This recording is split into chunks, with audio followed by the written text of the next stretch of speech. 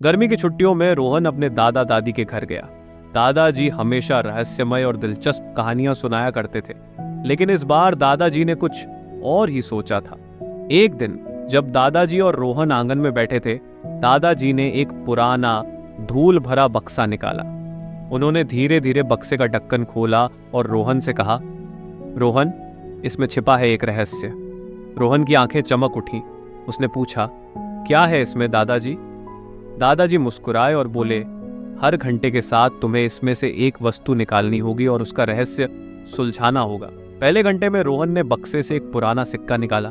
दादाजी ने बताया कि यह सिक्का उसके परदादा को एक राजा ने भेंट में दिया था। रोहन हैरान था, लेकिन वह जानता था कि यह तो बस शुरुआत थी। अगले घंटे रोहन ने बक्से से एक पुराना नक्शा निकाला। नक्शे पर कई निशान लगे थे। दादाजी ने कहा, यह नक्शा हमारे परिवार के गुप्त खजाने का है, पर खजाना खोजने के लिए तुम्हें यह संकेत समझने होंगे। रोहन की उत्सुकता और बढ़ गई। तीसरे घंटे उसने बक्से से एक छोटी डायरी निकाली। डायरी में कोडेड संदेश थे। दादाजी ने कहा, यह तुम्हारे परदादा की डायरी है। इसमें छिपे संदेशों को समझकर ही खजाने का पता चल सकता है। रोहन ने पूरी शाम उन संदेशों को पढ़ने और समझने में बिताई।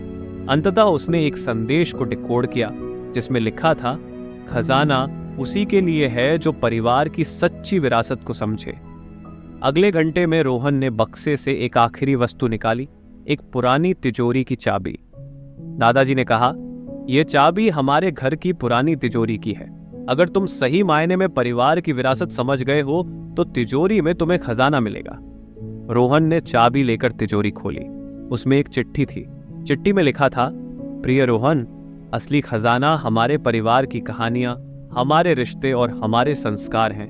इन्हें संजो कर रखना ही सबसे बड़ा खजाना है। रोहन ने दादाजी की ओर देखा। उनकी आंखों में सच्चाई और प्यार झलक रहा था।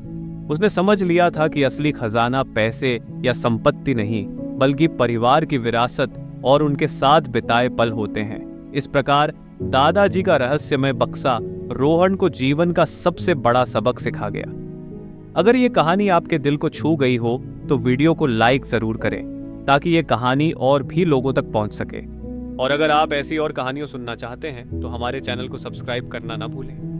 मैं फिर मिलूंगा एक नई और रोचक कहानी के साथ। तब तक धैर्य रखें, आभार जताएं और जिंदगी में आगे बढ़ते रहें। धन्यवाद।